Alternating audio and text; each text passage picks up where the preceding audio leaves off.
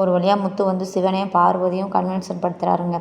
இல்லைத்த எங்களால் கிறிஸை கற்றுக் கொடுக்க முடியாது, அந்த உரிமையும் எங்களுக்கு கிடையாது அப்படிங்கிற மாதிரி உடனே பார்வதி சொல்கிறாங்க, இல்லை முத்து, நாங்கள் வந்து கிறிஸை நல்லா பார்த்துக்குறோம், அவனுக்கு வேணுங்கிறதெல்லாம் நாங்கள் வாங்கி கொடுக்குறோம், ஒரு நல்ல வாழ்க்கையை நாங்கள் அவனுக்கு அமைச்சு கொடுக்குறோம் அப்படிங்கிற மாதிரி சொல்லையில், இது நாங்கள் மட்டும் எடுக்கிற முடிவு இல்லைத்த, அவனும் எடுக்கிற முடிவு. அந்த சின்ன பையனுக்கு என்ன ஆசையோ அவன் எங்கே இருக்கணும்னு நினைக்கிறானோ அவன் சொல்லட்டும் அப்படின்னு சொல்லிட்டு கிறிஸ்கிட்ட கேட்குறான். கிறிஸு உடனே அவங்க அம்மாவையும் யார் நம்ம ரோகிணியையும் பார்க்குறாரு, மீனாவையும் பார்க்கையில கிறிஸு சொல்கிறாரு, இல்லை நான் எங்கேயும் வரமாட்டேன், நான் இங்கேயே தான் இருப்பேன்னு சொல்லிட்டு மனசு கஷ்டத்தோடு ரூமுக்குள்ளே ஓடிறாருங்க. அந்த டைம் பார்த்திங்கன்னா மீனாவுக்கும் ரோஹிணிக்கும் கொஞ்சம் சந்தோஷமாக இருக்குது கிறிஸு இப்படி சொன்னதுனால.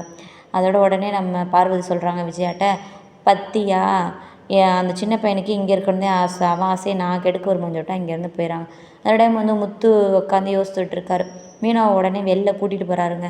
எங்கெங்கே கூட்டிகிட்டு போகிறீங்க, வா சொல்கிறேன்னு சொல்லிட்டு இந்த குழந்தைகள் காப்பகம் இடத்த எதுக்குங்க இங்கே கூட்டி வந்திருக்கீங்க, கிறிஸை வந்து இங்கே சேர்க்க போகிறீங்களா அப்படிலாம் இல்லை வான்னு, குழந்தைகளை தத்தெடுக்கிறதுக்கான ஒரு அரசாங்கம் மூலியமாக சட்டபூர்வமாக தத்தெடுத்துக்கிறணும், அது வந்து இங்கே குழந்தைகள் காப்பகத்தில் என்ன அதோடய ஃபார்மாலிட்டிஸ் அப்படிங்க தெரிஞ்சுக்கிறதுக்காக தாங்க நம்ம மீனாவை கூட்டிகிட்டு வந்திருக்கோம்.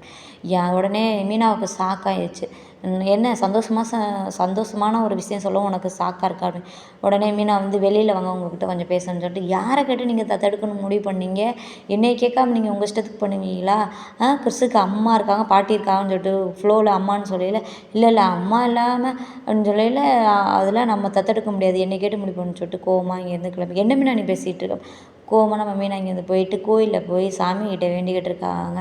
அந்த டைம் பார்த்திங்கன்னா நம்ம மீனாவோட அம்மா, என்ன மீனா இப்படி ஒரு மாதிரி இருக்க, என்ன பிரச்சனை, அதெல்லாம் ஒன்றும் இல்லையே அப்படிங்கிற மாதிரி. இன்றைக்கி சீரியல் முடிஞ்சிருச்சு, நாளைக்கு என்ன நடக்குது நாளைக்கு பார்க்கலாம்.